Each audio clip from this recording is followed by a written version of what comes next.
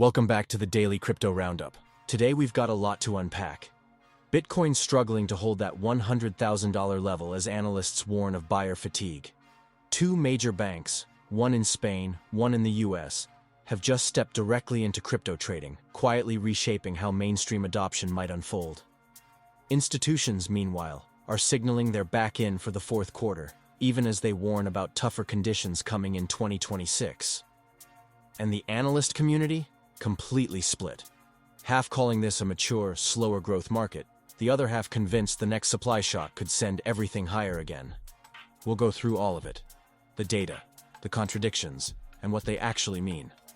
By the end, you'll have a clear picture of why the market feels stuck on the surface, but solid underneath.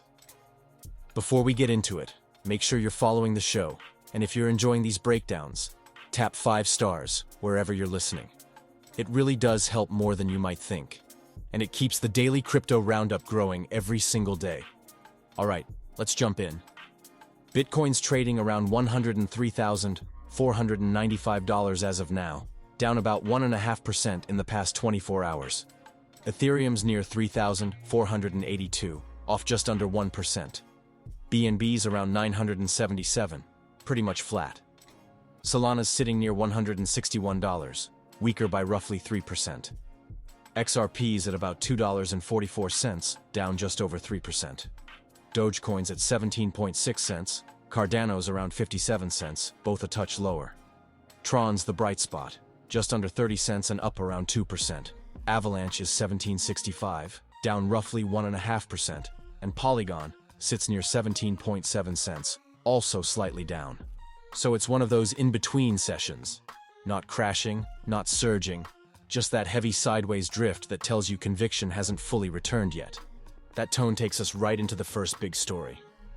Despite the apparent calm, analysts are warning that buyer fatigue might be creeping in, especially around Bitcoin. After a $340 billion correction in the last few weeks, every small rally is being sold rather than chased. Bloomberg called it a rally without conviction, and you can see it in the data. Funding rates have flattened, and exchange flows are quiet.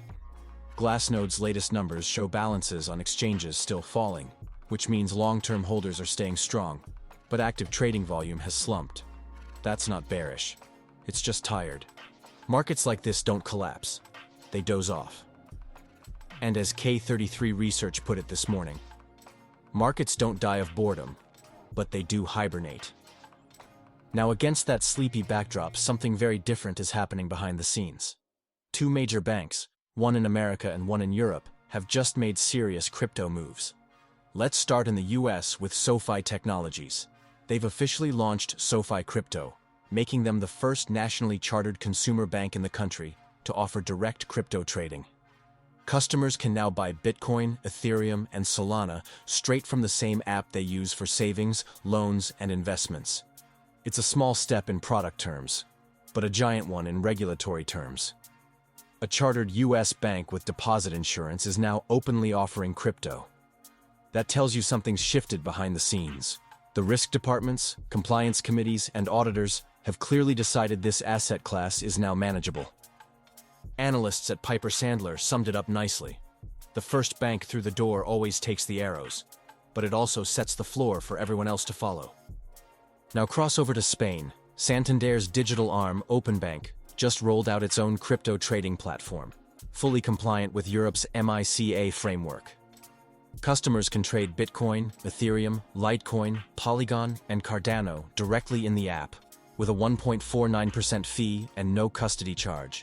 Everything sits inside the bank's existing security and KYC layers. That's how mass adoption starts. Not through hype or speculation, but through the same app people already use to pay their rent and mortgage. When a bank like Santander says, "We'll hold your crypto next to your euros," it rewires trust.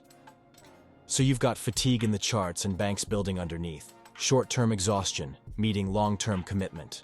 To reconcile those, you have to zoom out. Traders are waiting for a catalyst. Institutions are building the next foundation. And that brings us to Sygnum Bank's new Future Finance 2025 report. It found that 61% of surveyed institutions plan to increase their crypto exposure before the end of this year. Yet nearly the same number expect a market slowdown. by mid-2026. It's optimism with caution, what one analyst called bullish now, braced later. Lucia DeSantis at Sygnum said it best. "We're not buying for a month, we're building for a decade, even if the next couple of years look choppy." That's the institutional mindset. Calculated exposure, no euphoria, no panic. Now, some analysts, particularly those writing in Forbes today, argue that this is what maturity looks like. Their headline read, "The days of Bitcoin's 100x and 1000x are over." In their view, the market's simply too big for those old exponential gains. Bitcoin's transitioning from speculation to infrastructure, from thrill ride to reserve asset. Just as gold flattened once it became mainstream, Bitcoin, they say, will settle into slower, steadier appreciation. Others push back hard on that narrative. They argue that focusing only on market cap misses the point. Bitcoin's supply is mathematically constrained, and ETF inflows are consistently tightening the float. So while we might never see a 1000x again, structural demand shocks could still create sharp price surges, just more controlled ones. As usual, both sides can be right depending on the time frame. Over months, it's a grind. Over years, compounding scarcity still wins. That tension, fatigue versus foundation, is the theme of this entire week. Let's take a quick breather here. We'll be right back after this 30-second break.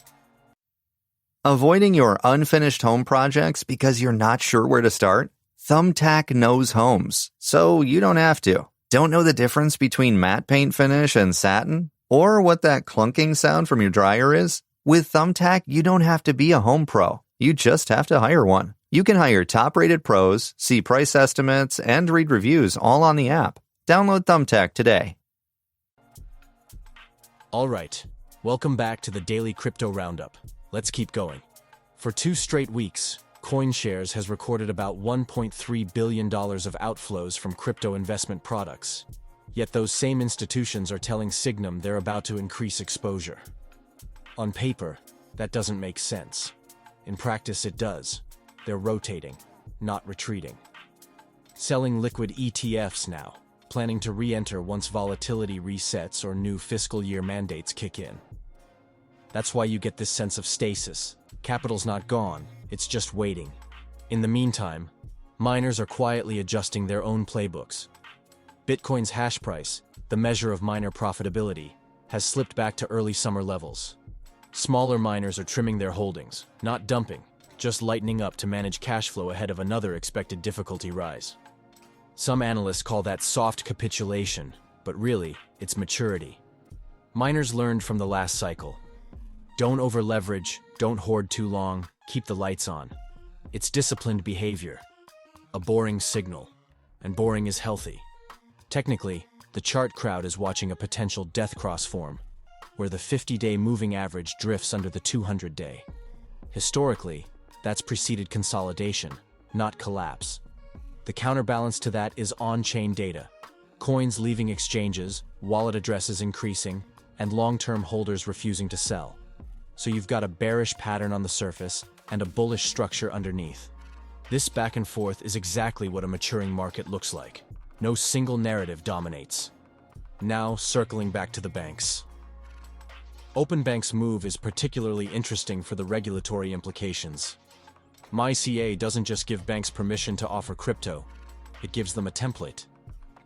The regulation lays out how custody works, how disclosures are made, and how client protections must be handled. That removes the ambiguity that scared off most traditional lenders in 2021 and 2022. It also means that when Santander's pilot succeeds, and it will, given their balance sheet, other European banks will follow. Expect BNP Paribas, ING, and possibly BBVA to move next. In the US, SoFi's success could set off a domino effect too.